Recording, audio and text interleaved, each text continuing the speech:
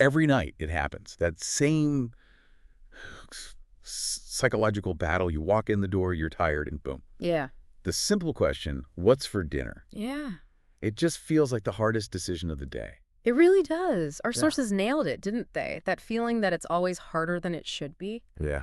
It's like the ultimate energy drainer. You hit that point where your brain just, gives up. It's not even about hating cooking sometimes. Right. It's the endless choices, the planning, thinking about the shopping list, doing that mental math of effort versus actually enjoying the food. Oh, totally. If I have to remember to buy, like, fresh rosemary or some specific kind of stock, forget it. Takeout gets ordered. Done. Exactly the point where it breaks down. So that's what we're diving into today. We're looking at a tool designed specifically to, well, maybe obliterate that daily decision paralysis. It's called Everyday Nutrition. And looking at the sources, what jumps out immediately is how it tries to solve this. It seems the creators really understood that the first hurdle isn't always the cooking itself or even the cost. Sometimes it's the tech. The tech. Yeah, the barrier to entry. What we're looking at here is a free web app. That's key. A web app promising to plan your meals and just simplify the whole dinner thing. Okay, and that delivery method, just using a web browser that stood out to us too, it feels like a direct counterpunch to, app overload. Definitely. This isn't about adding another icon to your already crowded phone screen or managing yet another monthly fee. That feels like a really critical psychological choice they made. They're actively pushing against that dominant subscription model, the constant downloads. Right. The pitch is super clear. No apps, no subscriptions. Simple, the instruction. Just open your browser, pick your meals. It's trying to be frictionless, isn't it? Like the lowest possible barrier to just trying it out. Exactly. You don't have to commit time or money up front just to see if it might work for you, which is honestly refreshing. Yeah, it lowers that initial hurdle significantly. Precisely. They're clearly prioritizing convenience. They get that any extra step, creating an account, managing an app, that's where people drop off. So the whole design is pushing towards that end goal, the one that resonates with pretty much everyone who's busy. Which is? Less time thinking, more time living. Streamline the process, get that time back. Okay, so solving the tech hurdle, the access point, that's one thing. Clever. But the real challenge is solving the actual cooking hurdle, right? The what do I make problem. Yeah. If the whole point is to kill the cognitive overhead, the thinking part, it must have some pretty strict limits, wouldn't you say? You'd think so. Yeah. It has to constrain the choices somehow. And that seems to be where the maybe the genius of the system lies, or at least its core mechanic. To really tackle decision fatigue, you almost have to aggressively limit the options. Okay.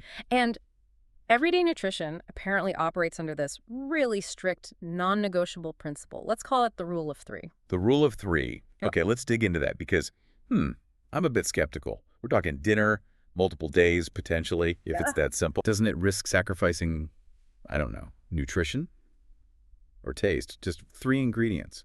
Sounds maybe too simple. We're talking fancy toast here or like processed stuff. That's the exact challenge, right? The tightrope walk. And the source material claims they handle it through how the rule is applied. It's not just a suggestion. It's fundamental. It's the core mechanic. Every single recipe uses just 3 ingredients. And, wait for it, only 3 simple steps to prepare. Wow. Okay, Yeah. 3 by 3. That's strict. Very. But think about it less as just a cooking rule and more as a psychological tactic. In decision science, we talk about choice paralysis, the paradox of choice. Right. Too many options makes it harder to choose anything. Exactly. Sometimes less really is more effective. By forcing just 3 items, they automatically hit several efficiency targets. Okay, I can see that. So less time prepping in the kitchen because, 3 steps. That's quick. Yep. And the shopping trip. Yep. That shrinks dramatically. Just grabbing 3 things per meal. Absolutely. That 3-ingredient constraint demands hyper-efficiency. Shopping gets simpler, probably less food waste because you're buying fewer specific things. Yeah, good point. And maybe most importantly, the mental energy needed just to start cooking becomes almost negligible. You're not psyching yourself out before you even begin. So that efficiency, it comes directly from that constraint. And Yep. that's how they can then make these other claims about the meals themselves. Correct. That 3x3 mechanic is basically the engine. It's what lets the app claim these meals are consistently healthy, affordable, and quick enough for real life. Healthy, affordable, quick. The trifecta. Pretty much. It's the strategy trying to turn dinner from this complicated, variable mess into something predictable, simple, where the answer is just done. Okay, I get the efficiency angle, Hmm. but the natural follow-up question the skeptic in me asks, Hmm.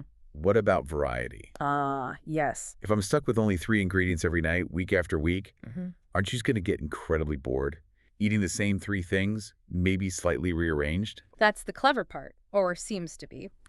They tackle boredom by bringing back novelty, but without adding complexity back into the decision making. Huh. They understood that constraints work best if the context changes. Okay, explain that. How does it work in practice with this app? So instead of just giving you one massive, overwhelming list of 3 ingredient recipes, they deliver entirely new menus each week.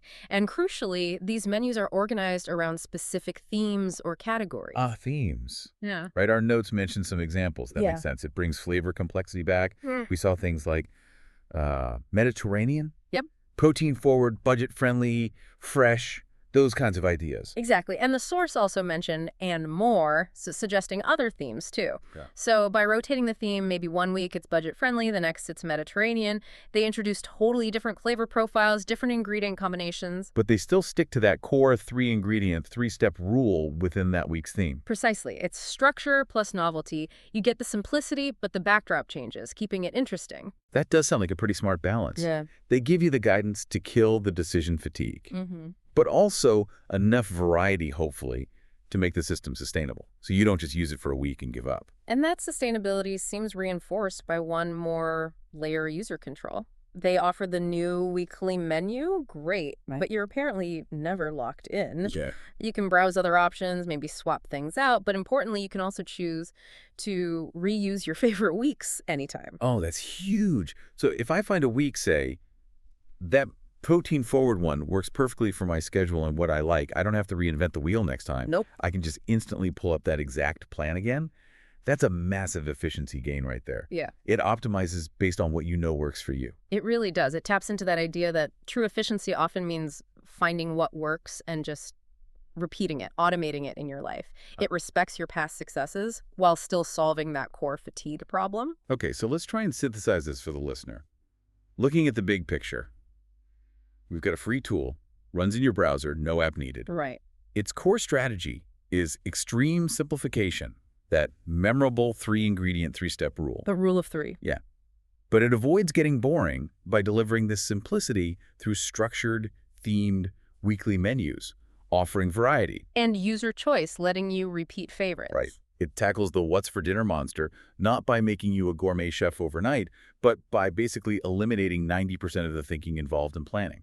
And, if we pull back even further, connecting this to broader ideas about optimizing things in life, this whole system offers a really potent insight, I think. Which is That success or efficiency often comes not from adding more features, more complexity, more tools, but actually from imposing strict, sometimes seemingly arbitrary limits. like the 3-ingredient rule. Exactly. Yeah. That simple rule is probably the single biggest driver of its speed and its ability to reduce that mental load we talked about. Right. It forces creativity within boundaries, maybe, Mm-hmm. and speed. Yeah. It solves that core problem. Yeah. Dinner feeling harder than it should be. The less you have to choose, the less energy you spend agonizing over the choice. And the more time and energy you actually get back for, living. That seems to be the entire philosophy baked into it. Yeah. Quite an elegant solution, potentially, to a very common, very human psychological hurdle. Well, for anyone listening who's intrigued by this whole frictionless approach, this rule of 3, and wants to see how it might work in their own kitchen, Mm-hmm. the specific place to check it out, the portal address mentioned in our source material for this free web app